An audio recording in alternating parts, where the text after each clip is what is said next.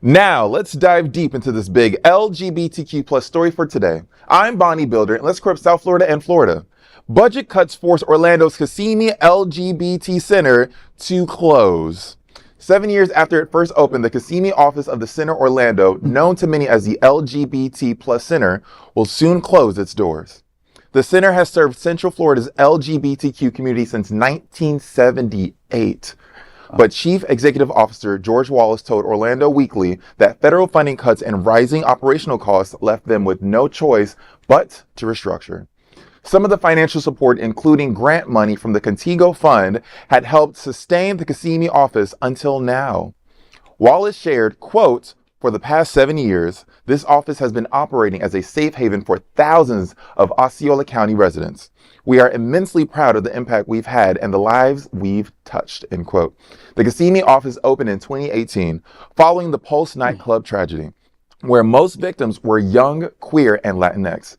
Since then, the Oak Street location has been a lifeline for the community, offering counseling, HIV prevention, support groups, and simply a safe place to be. Although the Kissimmee building will close, the center's main Orlando offices on Mills Avenue and Hillcrest Street will remain open, with services centralized there. Wallace confirmed all Kissimmee staff will be retained except one employee who chose another job. Mobile HIV testing and outreach will also continue in Osceola County. Wallace assured, quote, "We are also committed to partnering with local organizations to ensure that no one is left behind," end quote. The closure reflects a broader trend. Across the U.S., nonprofits are facing cuts to federal grant money. LGBTQ plus groups in particular have been hit by policy scaling back diversity and inclusion initiatives. To weather the storm, the center launched the Journey Forward fundraising campaign this spring with a goal of raising $250,000. The nonprofit hopes that community support will help sustain programs that government funding can no longer guarantee. This is heartbreaking. Even in our own community, even in Fort Lauderdale, we have local nonprofit organizations that are suffering from cutbacks because they are core organizations. Right. Where I go get tested, Latino Salute, they are being threatened with cutbacks, AHS and other organizations like that. So it's so disheartening to hear that one of us have unfortunately fallen to this anti-queer legislation that's being pushed towards us. So I'm hoping that we can gather as a community, and I say this every time I'm here, all you rich, retired homosexuals sitting on your money, knowing you about to kick the bucket and that money ain't going nowhere, please give that money back to the community. We need it. These organizations need it. You thought everything was going to be fine. You just get a little rent boy to come wash your floors and do other things. No, use that money to push this community forward. We need each other. Yeah, there's a reason why hearses do not have luggage racks. Exactly what Dale just said. All right. So we really need to pour into ourselves because we cannot rely on the government to pour into us anymore. Not at these times. What do y'all think?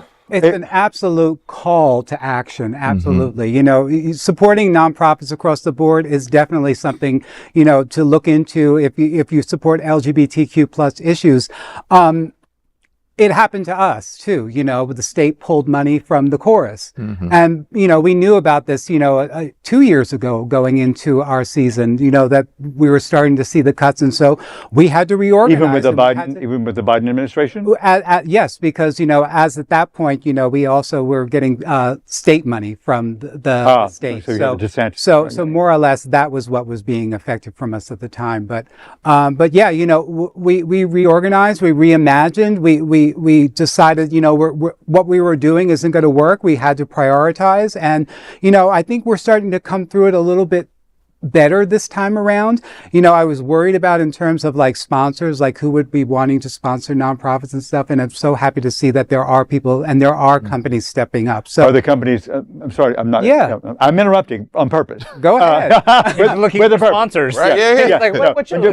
No, I mean, are you getting local sponsors and bigger companies as well? We're getting both, yes. And we're seeing, you know, a little bit more of a surplus. You know, people are coming in, you know, with their local businesses that they run and stuff and wanting to be, you know, like an associate sponsor of ours too, you know, at a certain level that they can give. And that's adding up as well. So it's just, you know, sometimes you just got to go back to the drawing board and start all over again. And sometimes you do have to close, you know, any type of buildings or anything that we're right, bricks and operating in. mortar. Yeah. So, but, we work out of our own homes sometimes, we're remote, we'll get the job done, well, put me in the street with my laptop and I'll be there working. Okay. That's Edward, baby. That's his corner. Don't go there. Yeah. So, but, it's going to, and as businesses start to face more challenges with rising prices and rising wholesale prices, it's going to be even more of a challenge for those businesses, especially local, and maybe even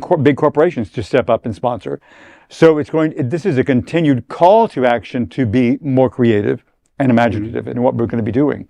Yes, and also as you were mentioning, the arts, which is tied into this because DeSantis has made it clear that for him, arts are gay. Mm-hmm. So he's thinking that there's drag queens. If we take all the money away from the arts, that way we won't have as much LGBTQ representation when we won't have the drag queens, we won't have. So they are interconnected, and I also work and serve on the boards of arts organizations. Yes, particularly in Florida, it's worse. Yeah. Because they cut it at the state level, as well as what Trump is doing at the national level, trying to completely erase gay rights, they just don't want us to be seen. Mm-hmm. They don't want us to see on the street corner. We reported on another day that they don't want to see a rainbow anywhere. I'm surprised they ain't shooting it down from the sky when they see it. Right. So it's something that I hope gets picked up a little bit more on the 24-hour news stream media, on the CNNs, on the MSNBCs, to just showcase how intentionally cruel all of this is. And you know what? There are so many of us that are part of your families.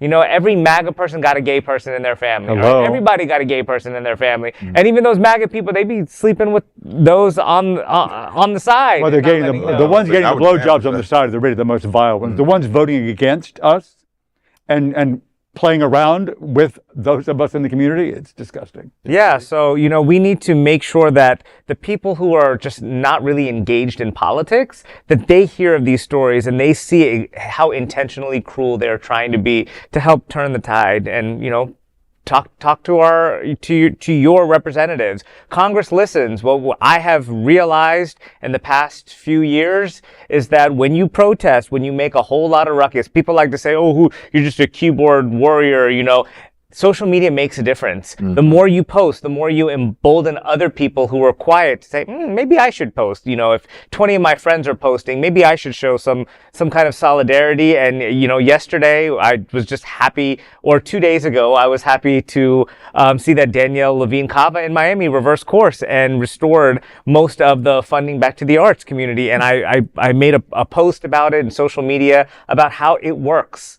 When Trump is doing the illegal things that he's doing, when you take to the streets and there's enough pushback and people think they're going to lose their election, it works. So please make a ruckus, post this on your social media. Let everybody know what's going on. That's right. And in the comments down below, I want you to name 5 rich people that you know. Tag them. Their phone number. Right. Or maybe just their social media so we can DM them and get their money. With that being said, that is a big LGBTQ plus story for today. There's no other queer nonprofit media platform like this in the entire world. Support our LGBTQ plus stories by subscribing to and sharing Queer News Tonight.